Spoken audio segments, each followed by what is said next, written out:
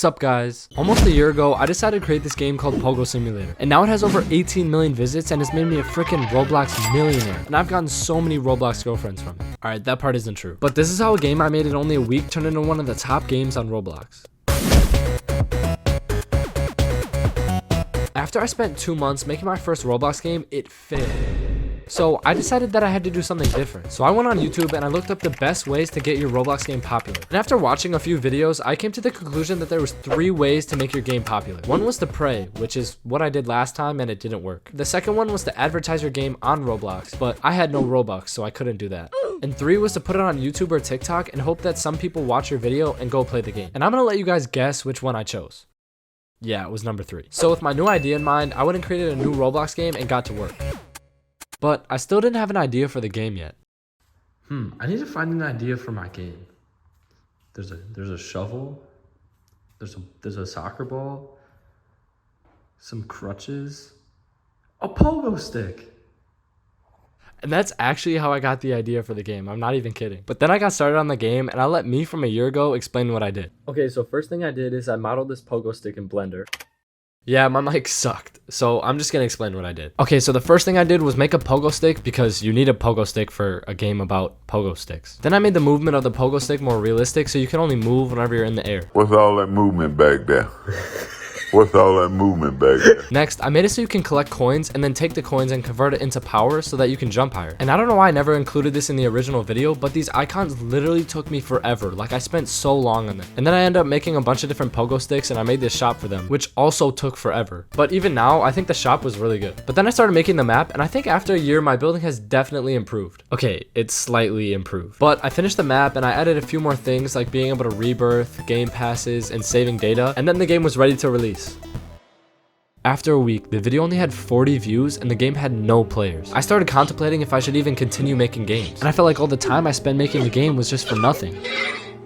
And then all of a sudden, YouTube picked up the video. It went from having 40 views to getting 2,000 the next day, and then 5,000 the day after that. And then after a week, it hit 20,000 views. And some of the people who watched my video went and checked out the game, and it started to average almost 300 players a day. But this was no time to sit back and relax. I needed to get an update out because I only made the game in a week, so there were so many bugs, there was only one level, and you could beat the game in like 10 minutes. So it's safe to say I had some work to do. And again, I'll have old me explain what I did. First one I fixed is whenever you get a lot of power and you can jump really high. Whenever you hit the ground, you start flying everywhere. Okay, the mic's getting a little better. I'll give it like 3 stars. But the game isn't even centered. I don't even know what I was doing. But I centered this video, so you should subscribe. And for the rest of the update, I pretty much just fixed the rest of the bugs, added a new level, and added a new pogo stick. But then at the end of the video, I said this. And that's all for this video. I don't think I'm going to be updating the game after this. I don't think I'm going to be updating the game after this. I don't think I'm going to be updating the game after this.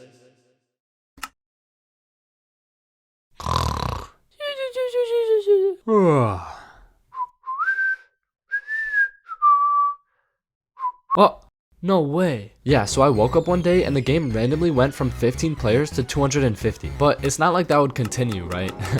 It's probably only gonna get a few more players. Right? Right?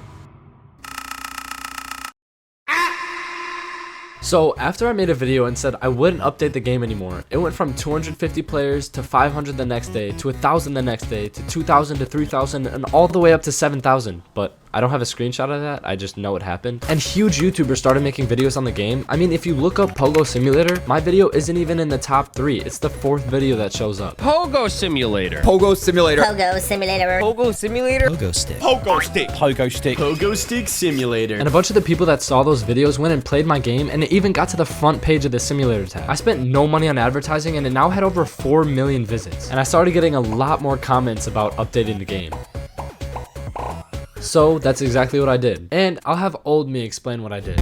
Okay, so the first thing I did to add pets to my game is I made them follow me. Just like how a ton of women follow me.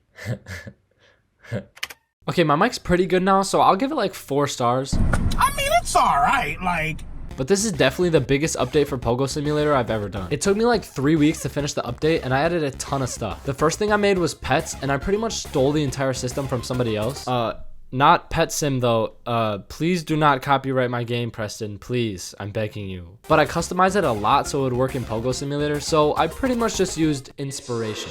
But I did make the entire pet equip, unequip, and like delete pet system all by myself, and that took forever. And then I made a bunch of eggs for all the pets, and I made over 30 different pets just for this update. And for some reason, I thought that wasn't enough, so I made an entirely new world with 5 different levels, 4 new eggs, 12 new pets, 6 different pogo sticks, and I made a new teleport system to get to and from the new world, which worked great in case you were asking. And I also banned hackers, added codes to the game, and added a few more game passes. And after all that, the video was only 5 minutes long. Oh, and I also made this really cool icon for the game, which I still use today because I really like it. But because I was so focused on solving everyone's problems with the game, I put so much time into one update and I didn't post for almost a month. I was making this game all by myself and I tried to do way too much, and after this, I got really burnt out. So I stopped updating the game and I stopped posting entirely. And because of this, Pogo Simulator pretty much died.